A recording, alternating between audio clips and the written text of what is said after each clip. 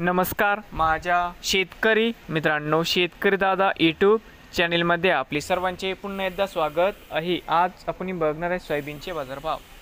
धाराशिव जिल्ह्यातील येडशी येथील आजचे सोयाबीन बाजारभाव म्हणजे दिनांक 25 जून 2025, आज वारे बुधवार।